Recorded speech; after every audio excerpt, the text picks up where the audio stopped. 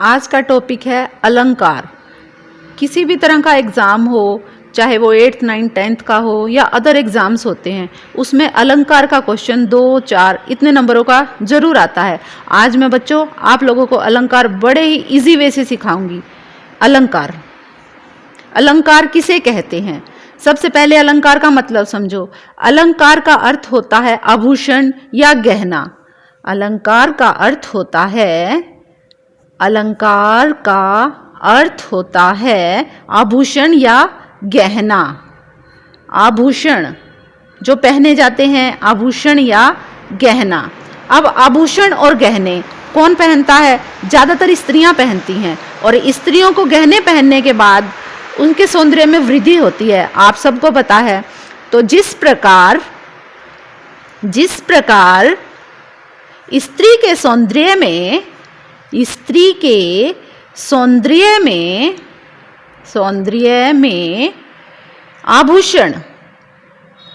आभूषण वृद्धि करते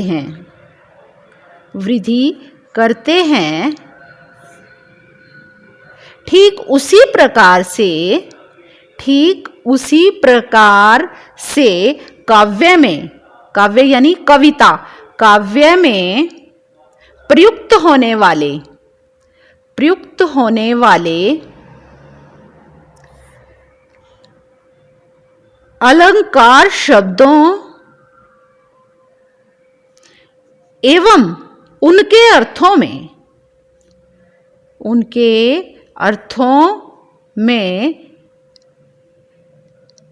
चमत्कार उत्पन्न करने के बाद, अलंकार शब्दों एवं उनके अर्थों में चमत्कार उत्पन्न करके काव्य सौंदर्य में वृद्धि करते हैं। काव्य सौंदर्य में वृद्धि करते हैं। अलंकार शब्द का अर्थ होता है आभूषण या गहना।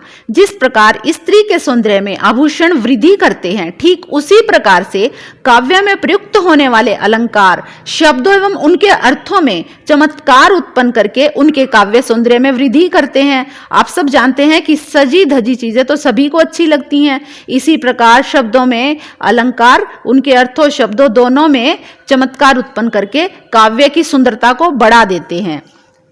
अब इसका एग्जाम्पल मैं आपको देती हूं। खगकुल कुलसा बोल रहा है। कुलसा बोल रहा है। कुलसा बोल रहा है। किसलिए का आंचल डोल रहा है। किसलिए का आंचल डोल रहा है। अब इस काव्य ने अलंकारों में प्रयोग होने के बाद इसकी काव्य सौंदर्यता में वृद्धि कर दी। लेकिन एक बात और है कि अलंकारों का प्रयोग सहज एवं स्वाभाविक रूप से लगना चाहिए। इसमें कहीं भी ऐसा प्रतीत नहीं होता कि कोई शब्द किसी के ऊपर धक्के से लाद रखा है। अलंकारों को जानबूझकर कभी नहीं लादना चाहिए। ठीक है, अलंकारों के अब मैं आपको भेद बताऊंगी। अलंकार के कितने भेद होते हैं? भेद, ये थी हमारी परिभाषा। अलंकारों की परिभाषा थी ये। अब मैं आपको भेद बताऊंगी। वैसे तो अलंकार के 3 भेद होते हैं। अलंकार के 3 भेद होते हैं। कौन कौन से होते हैं? शब्दालंकार, अर्थालंकार और शब्दालंकार, अर्थालंकार और उभयालंकार।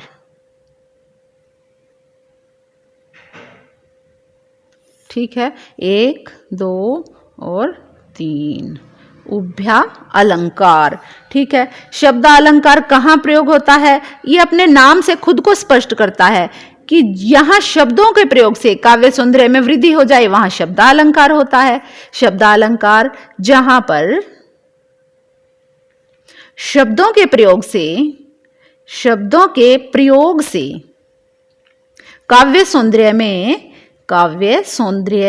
में वृद्धि हो जाए, वहां पर क्या होगा बेटा? वृद्धि हो जाए, वहां पर क्लियर है नाम से ही, वहां पर शब्दा अलंकार होगा, वहां पर शब्दा अलंकार होगा। राइट। अगला है अर्थालंकार। ये भी अपने नाम को सार्थक करता है। जहां शब्दों के अर्थों के कारण काव्य के सौंदर्य में वृद्धि हो जाए वहां पर होगा अर्थालंकार। अर्थालंकार जहां पर अर्थों के कारण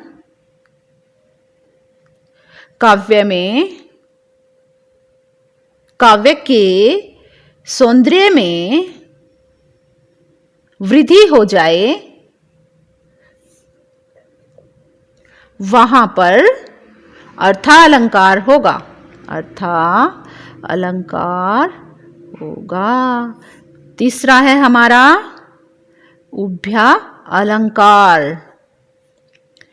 ठीक है, इन दोनों ने अपने नाम से आपको समझा दिया क्या थे। अब आता है उभया अलंकार। जिन अलंकारों का चमत्कार शब्द और अर्थ दोनों पर आश्रित हो, मतलब मीनिंग भी हो और वर्ड भी हो, दोनों में ही उनके यूज से एक चमत्कार उत्पन्न हो जाए वहां पर होगा उभया अलंकार।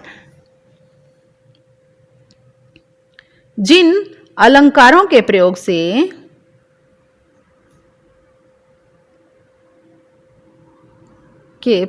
से शब्दों और अर्थों दोनों में ही चमत्कार उत्पन्न हो जाए वहां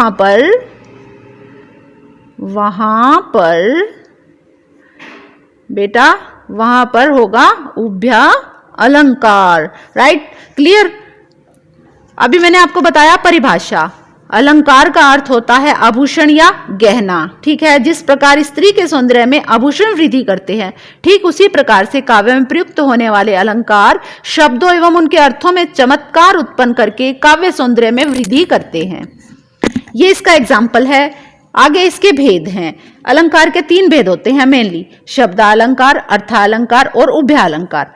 शब्दालंकार की डेफिनेशन है जहां पर शब्दों के प्रयोग से काव्य सौंदर्य में वृद्धि हो जाए वहां पर शब्दालंकार होगा। सेकंड में है उभयालंकार, जहां पर अर्थों के कारण काव्य के सौंदर्य में वृद्धि हो जाए वहां पर होगा अर्थालंकार। और उभयालंकार मतलब जहां पर शब्दों के आधार पर भी और अर्थों के आधार पर भी दोनों में ही चमत्कार उत्पन्न हो जाए, दोनों के सौंदर्य में वृद्धि हो जाए, वहां पर होगा उभयालंकार। ठीक है, इसके बाद अनेक प्रमुख अलंकार भी होते हैं। उनमें से एक प्रमुख है अनुप्रास अलंकार। अनुप्रास अलंकार। अब मैं आपको अनुप्रास अलंकार किसे कहते हैं, उसके उदाहरण कौन से हैं, उनकी डेफिनेशन क्या है, ये मैं बताऊंगी। अनुप्रास अलंकार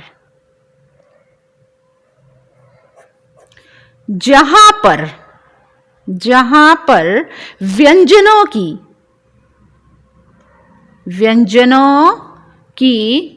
व्यंजन पता है ना, जहां पर व्यंजनों की बार बार आवृत्ति से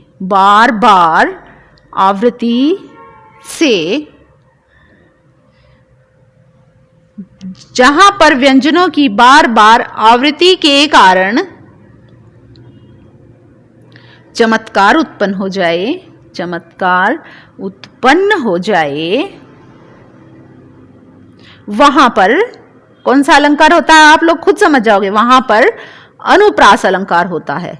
अनुप्रास अलंकार होता है। जैसे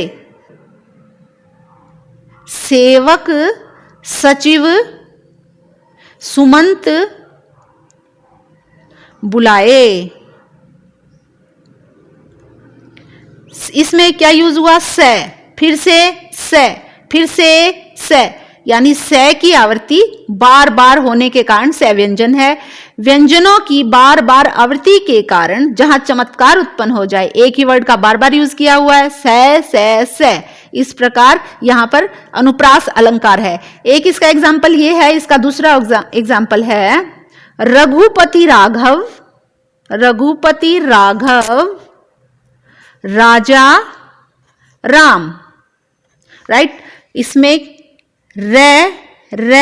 रे और रे शब्द की बार बार आवृत्ति होने के कारण यहां पर अनुप्रास अलंकार है। अब मैं आपको करवाती हूं यमक अलंकार। यमक अलंकार किसे कहते हैं?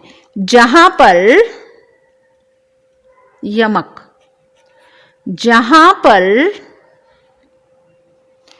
किसी शब्द, किसी भी शब्द, किसी शब्द या शब्दांश, जहां पर किसी शब्द या शब्दांश का एक या एक से अधिक बार, जहां पर किसी शब्द या शब्दांश का एक या एक से अधिक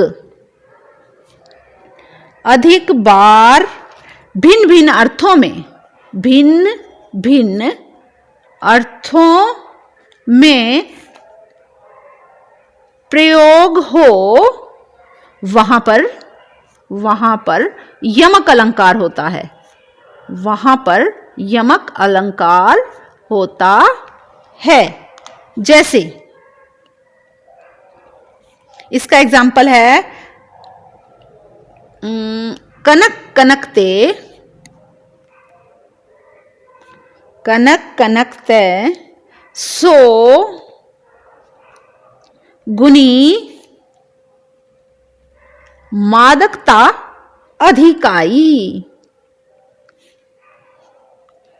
उही खाए बोरातू है, इही पाए बोराई, इही पाए बोराई।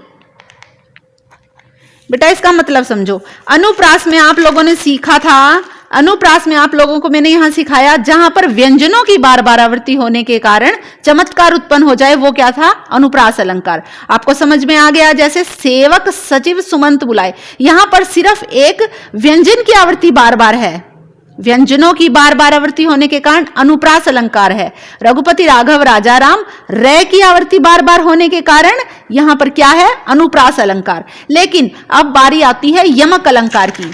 यमक में मैंने आप लोगों को करवाया जहां पर किसी शब्द या शब्दांश का, वहां पे क्या हो रहा था? व्यंजन यूज हो रहा था एक बार बार। यहां पर पूरा वर्ड यूज हो रहा है। शब्द या शब्दांश का एक या एक से अधिक बार भिन्न भिन्न अर्थों में, वर्ड तो सेम है लेकिन उनका मीनिंग डिफरेंट है, एक दूसरे से बिल्कुल डिफरेंट है। वहां पर एक से अधिक बार भिन्न भिन्न अर्थों में प्रयोग हो, वहां पर यमक अलंकार होता है। जैसे कनक कनकते सो गुनी मादकता अधिकाई। कनक और कनक मतलब वर्ड है, ये दोनों सेम है लेकिन इनका मीनिंग बिल्कुल डिफरेंट है, वो मैं आपको बताऊंगी। उही खाए बोरातू है, यही पाए बोराई। ये लाइन तो सेम है लेकिन नीचे वाली जो लाइन है इसने इनका मीनिंग बिल्कुल अलग कर दिया। एक कनक का मतलब होता है, इस दोहे में कनक शब्द का इस दोहे में कनक शब्द का 2 बार प्रयोग हुआ है। एक कनक का अर्थ होता है सोना जो हम ज्वेलरी में यूज करते हैं, ओके। दूसरी कनक का मतलब होता है गेहूं जो हम खाते हैं। कनक कनकते सो गुनी मादकता अधिकाई, उही खाए बोरातू है, यानी इसे ज्यादा खा लेने पर मनुष्य में आलस बढ़ जाता है। और दूसरे का मीनिंग है कनक कनकते सो गुनी मादकता अधिकाई, इही पाए बोराई। जब किसी के पास हद से ज्यादा सोना हो जाता है तो उसमें बोर आ जाती है, घमंड आ जाता है। इसका मीनिंग बिल्कुल अलग अलग है। अब आप लोगों को क्लियर हो गया? जहां पर किसी शब्द या शब्दांश का एक या एक से अधिक बार भिन्न भिन्न अर्थों में प्रयोग हो, वहां पर यमक अलंकार होता है। जैसे कनक कनकते सो गुनी मादकता अधिकाय, उही खाए बोरातू है और इही पाए बोराई। क्लियर? नेक्स्ट है, इसी का एग्जाम्पल मैं आप लोगों को दोबारा देती हूं ताकि आप में अच्छे से समझ आ जाए। काली घटा का, एक लाइन का है बेटा, सिंपल। काली घटा का घमंड घटा। मोस्टली बच्चे अलंकार सीख लेते हैं, समझ लेते हैं, याद कर लेते हैं, लेकिन बेटा उन्हें समझ में नहीं आता। जब तक हम किसी चीज को समझेंगे नहीं, चाहे वो हम उसे कितना ही रट लें, टाइम ऐसा आता है कि हम भूल जाते हैं। लेकिन अगर आपने एक बार इन चीजों को ध्यान से समझ लिया, आप इसे पूरी लाइफ टाइम नहीं भूल पाओगे। दूसरा एग्जांपल है इसका, काली घटा का घमंड घटा। अब इसमें घटा शब्द 2 बार यूज हुआ है। काली घटा का घमंड घटा 2 बार भिन्न भिन्न अर्थों में प्रयोग हुआ है। एक घटा का मतलब होता है आकाश में उड़ने वाली घटा, जो बरसात के टाइम में आसमान काला हो जाता है, उस घटा को भी घटा यहाँ यूज किया गया है। दूसरा घटा है कम, कम हो जाता है, घटा का मतलब कम हुआ। अब यहाँ पे ये आसमान वाली घटा है, आसमान वाली, और ये है कम किसी चीज को माइनस में, तो इसका मतलब यहाँ डिफरेंट है। ठीक है, इसी तरह वर्ड सेम है। अगला अलंकार आता है हम लोगों का श्लेष। ओके, श्लेष, जहां पर एक शब्द के एक ही बार यूज होने पर, एक ही बार प्रयोग होने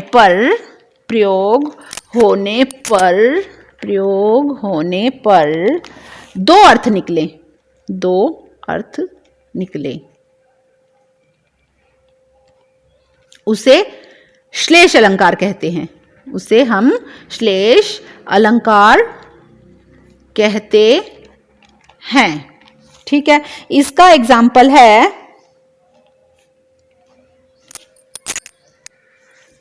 एग्जाम्पल है मधुबन की छाती को देखो, सूखी कितनी इसकी।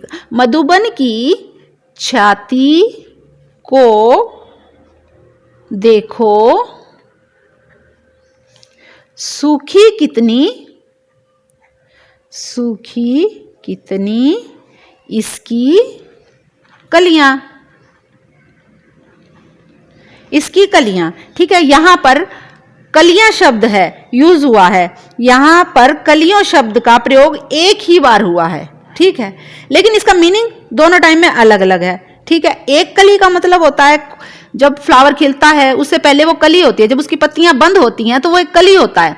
ठीक है, वहां पर कली उसके लिए लगाया गया है। लेकिन दूसरी बार कली किस लिए यूज हुआ है? एक यौवन पूर्व की अवस्था होती है जिसमें हम बच्चे को टीनेजर बोलते हैं, किशोरावस्था होती है, उसमें भी हम उसमें यौवन आने से पहले की अवस्था को भी कली बोला जाता है। इसमें इस कली का मतलब दो बार अलग अलग उसमें यूज हुआ है। इसमें और इसमें क्या डिफरेंस है? यमक में और श्लेष में क्या डिफरेंस है आप लोगों को क्लियर है? यहां पे वर्ड जो है दो बार यूज हुआ है, मतलब डिफरेंट है। ओके, लेकिन श्लेष में क्या हुआ है? वर्ड एक बार यूज हुआ है और मतलब डिफरेंट है। राइट, इन दोनों में क्या डिफरेंस है? क्लियर हो चुका है? ओके, इसका एग्जाम्पल मैंने आप लोगों को ये दे दिया, मधुबन की छाती को देखो, सूखी कितनी इसकी कलियां। अब हम करते हैं फोर्थ अलंकार।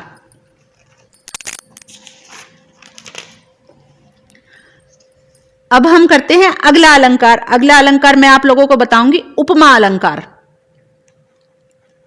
उपमा, जहां पर किसी पदार्थ या व्यक्ति के गुण रूप दशा, जहां पर किसी पदार्थ, कोई भी चीज हो, किसी पदार्थ या व्यक्ति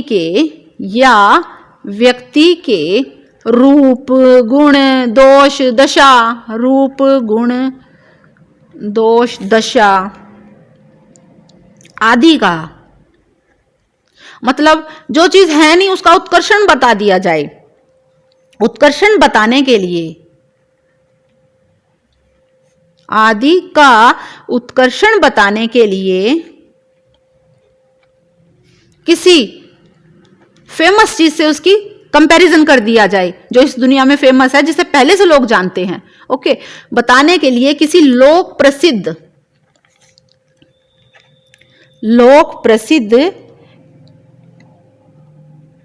व्यक्ति से तुलना कर दी जाए,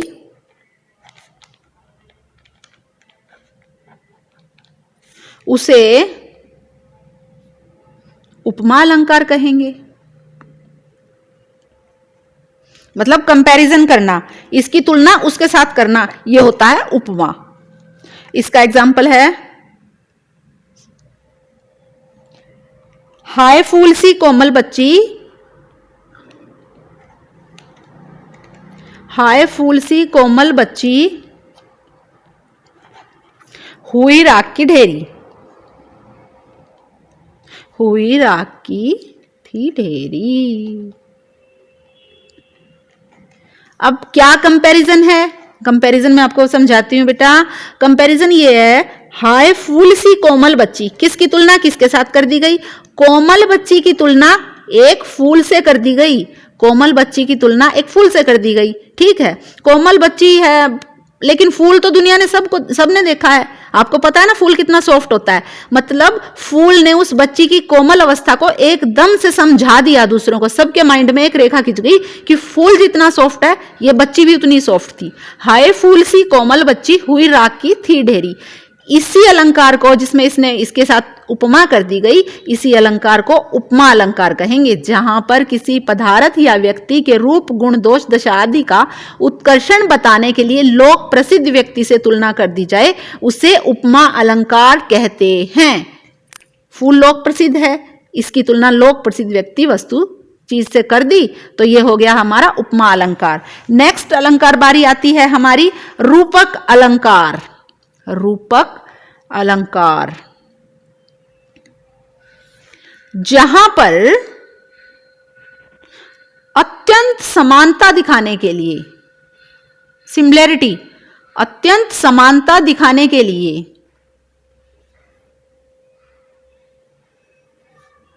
उपमेय और उपमान में अभेद बताया जाए, दिखाया जाए, अभेद बताया जाए, वहां पर रूपक अलंकार होता है। राइट, वहां पर रूपक अलंकार होता है। जहां पर अत्यंत समानता दिखाने के लिए उपमेय और उपमान में अभेद बताया जाए, वहां पर रूपक अलंकार होता है। इसका एग्जाम्पल है, आप सबको आता है, बचपन से पढ़ते आ रहे हो, मैया मैं तो चंद खिलौना ले हूं, चंद खिलौना ले हो। क्या मतलब है इस लाइन का? ये इसमें श्री कृष्ण भगवान जी यशोदा माँ को कहते हैं कि मैया मैं तो चंद खिलौना ले हूं, कि माँ मैंने तो चांद को खिलौना समझा है, और जो मैं खिलौना लेना चाहता हूं वो चांद के जैसा लेना चाहता हूं। ये चांद उन्हें खिलौने की तरह लग रहा है। वो कहते हैं कि ये चांद भी एक खिलौना है, मैं तो ये वाला चांद का खिलौना लेऊंगा, मैया मैं तो चंद खिलौना ले हूं। इसमें क्या कर दिया? अभेद बता दिया, यानी इसमें और इसमें कोई डिफरेंस ही नहीं है, ये खिलौना और चांद सेम है उनके लिए। इसमें क्या हो गया? रूपक अलंकार हो गया। अब बारी आती है अतिशयोक्ति अलंकार। अतिशयोक्ति अलंकार, जब किसी, अतिशयोक्ति अपने नाम से ही क्लियर है, जब किसी वस्तु घटना का इतना ज्यादा बढ़ा चढ़ाकर वर्णन कर दिया जाए कि अतिशयोक्ति, अति कर दी किसी चीज की, वहां पर हो गया अतिशयोक्ति अलंकार। जब किसी वस्तु या घटना का कोई भी थिंग हो, इंसिडेंस हो, मतलब हद से ज्यादा बातों को बढ़ा दिया जाए, वहां पर हो गया अतिशयोक्ति। घटना का इतना ज्यादा बढ़ा चढ़ाकर, जैसे बात को नमक मसाला लगा के बोलते हैं ना कुछ लोग, इस टाइप का ये अलंकार है। बढ़ा चढ़ाकर वर्णन कर दिया जाए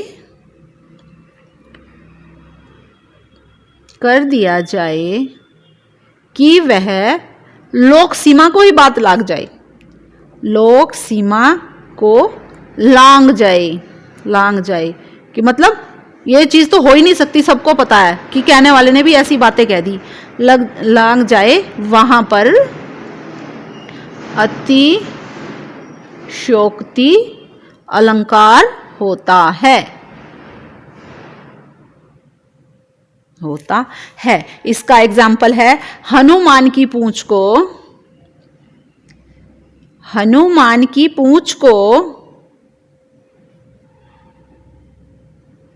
लगन न पाई आग, लंका सिंगरी जल गई, गए निशाचर भाग, लंका सिंगरी जल गई,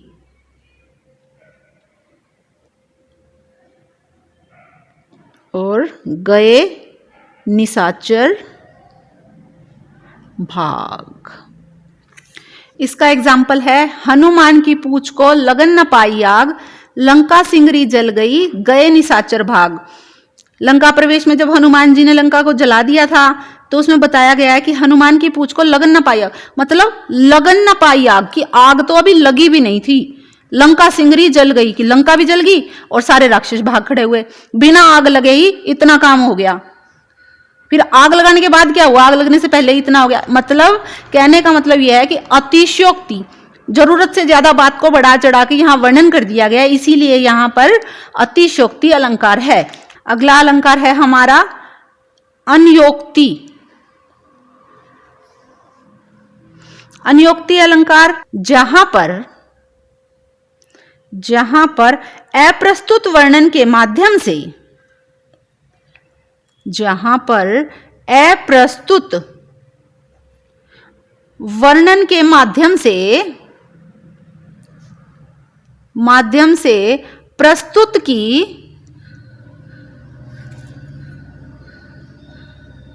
उपस्थिति दर्शाई जाए,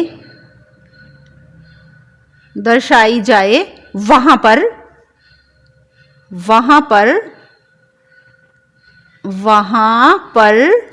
अन्योक्ति अलंकार होता है।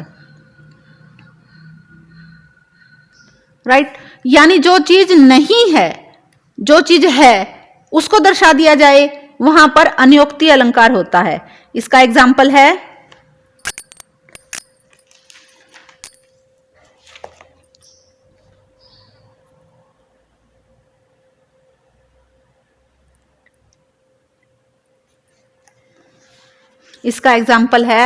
अरे हंस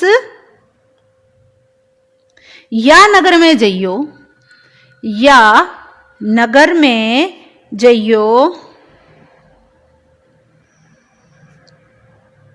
आप विचारी कांगन सो जिन प्रीति करो, कोयल दीनी विडारी। कांगन सो जिन प्रीति करी,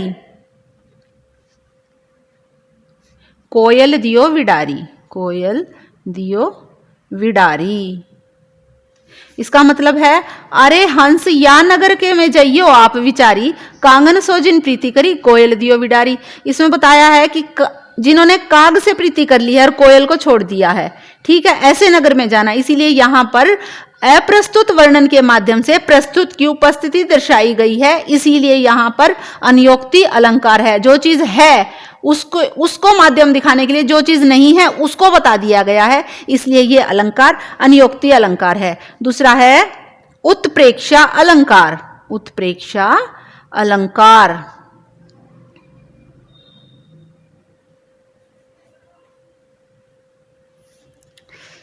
जहां समानता के कारण उपमेय और उपमान की संभावना या कल्पना की जाए, सिर्फ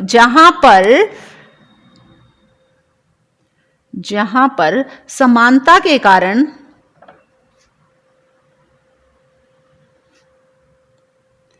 उपमेय और उपमान की कल्पना की जाए, वहां पर उत्प्रेक्षा अलंकार है। वहां पर उत्प्रेक्षा अलंकार है। जैसे लंबा होता ताड़ का, जैसे लंबा होता ताड़ का वृक्ष जाता, मानो नभ छूना चाहता,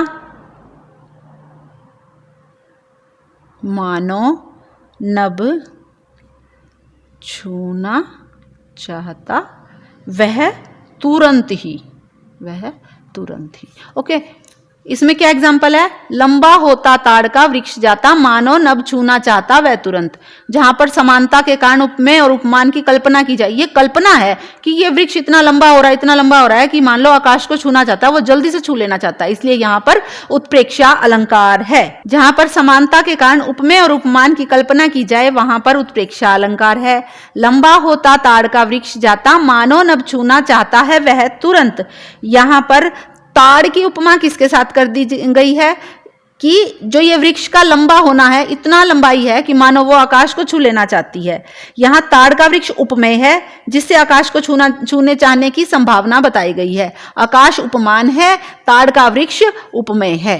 अगला अलंकार है हमारा मानवीकरण अलंकार। मानवीकरण अलंकार, जहां पर जड़ प्रकृति पर मानवीय भावनाओं का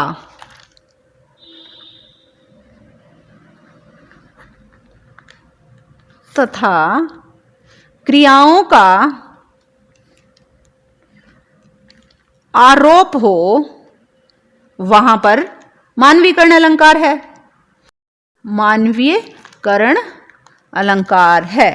मानवीकरण अलंकार, मानवीकरण अलंकार में क्या होता है बच्चों? जहां पर जड़ प्रकृति पर मानवीय भावनाओं तथा क्रियाओं का आरोप हो, वहां पर मानवीकरण अलंकार होता है। यानी जो प्रकृति है एक मनुष्य की तरह उसे बना दिया जाता है और वो वही काम कर रही है जो एक मनुष्य करता है। इसका एग्जाम्पल है मेघ आए बड़े बनठन के। मेघ आए बड़े बनठन के सवर के। बड़े बनठन के सवर के। इसमें क्या मानवीकरण भाषा है? इसमें ये मेघ को एक मानव की तरह बताया गया है। जैसे एक इंसान सज सवर के बनठन के कहीं जाता है, इसमें यही बताया गया है कि जो अंबर है, आसमान है, मेघ है, ये भी बड़ा बनठन के सज सवर के आया है। दूसरा एग्जाम्पल है इसका छोटे से छोटा, आए महंत वसंत। आए महंत वसंत। आए महंत वसंत, ठीक है। इसमें वसंत को एक महंत की तरह बताया गया है, साधु सन्यासी की तरह बताया गया। बसंत ऋतु ऐसे भगवा कपड़े पहन के, पीले रंग के वस्त्र पहन के इस तरह से आती है, चारों तरफ हरियाली और पीलापन छा जाता है, जैसे कोई महंत आता है। ठीक है बेटा, ये थे हमारे आज का टॉपिक था जो आप लोगों ने मेरे साथ पढ़ा और समझा। ये था अलंकार। उम्मीद करती हूँ आप लोगों को ये अच्छे से समझ में आया होगा। ओके बेटा।